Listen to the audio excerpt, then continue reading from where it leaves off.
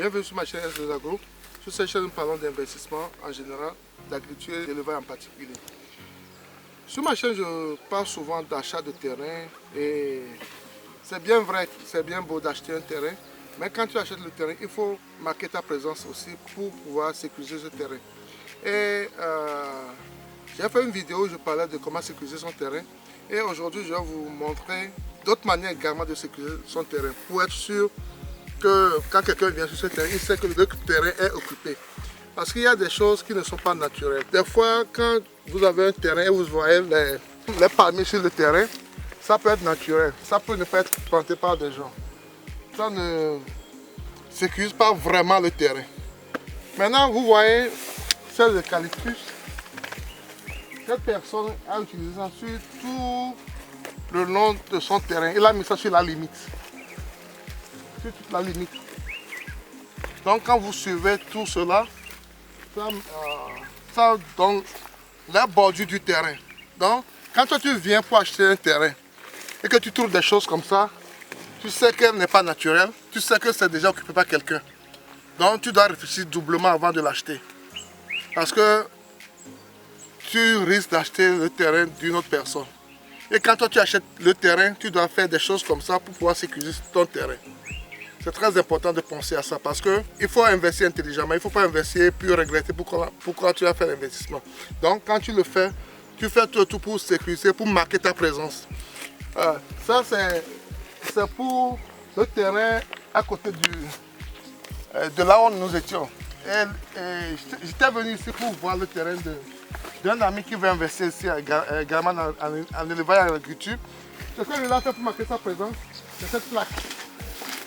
Il a fait cette plaque. Sur cette plaque, il a mis son nom, numéro de téléphone et autres. Là, quand toi tu viens, on veut te proposer un terrain de ce genre. Quand tu viens, tu vois la plaque. La première des choses à faire, c'est d'appeler le numéro qui est sur la plaque pour être sûr que la personne qui te vend le terrain, qui veut te vendre ce terrain, est vraiment le propriétaire de ce terrain. Donc, comme ça, tu marques ta présence. Donc, ces petites choses qu'on fait souvent pour marquer sa présence sur le terrain sont vraiment importantes.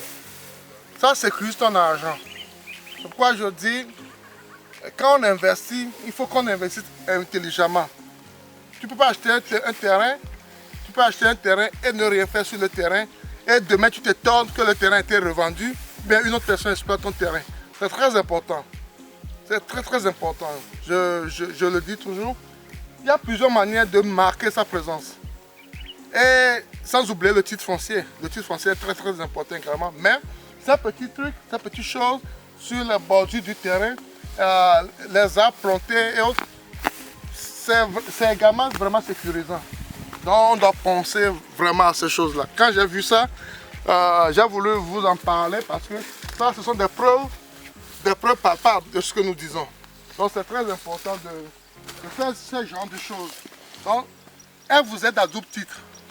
Un, quand quelqu'un vient, la personne sait que le terrain est déjà occupé.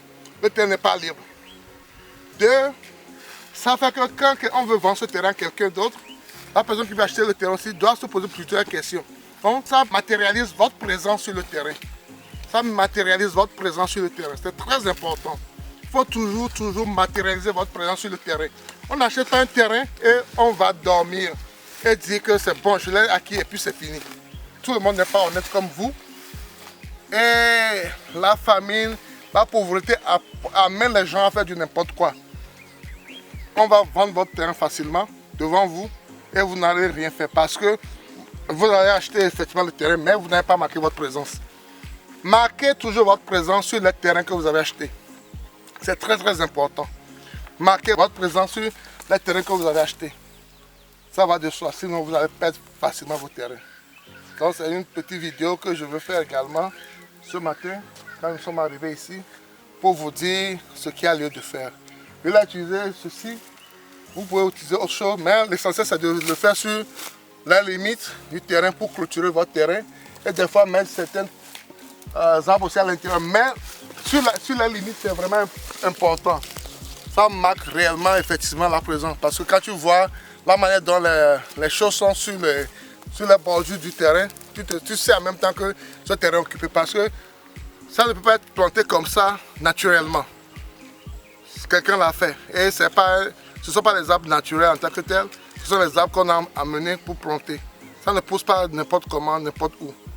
Quelqu'un doit le faire. Donc quand vous voyez ça comme ça, c'est très bien. J'ai vraiment apprécié. Et à deux titres aussi, c'est que le jour où tu veux exploiter ton terrain, tu peux utiliser ceci pour autre chose.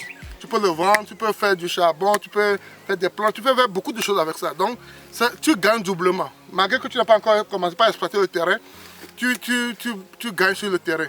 Marquez votre présence si vous achetez un terrain. Marquez votre présence. Sinon vous allez perdre vos terrains. Et ça ne nous arrange pas. On ne doit pas perdre notre argent aussi facilement que cela. Donc marquez toujours votre présence quand vous achetez un terrain. Ça va de soi. À la prochaine.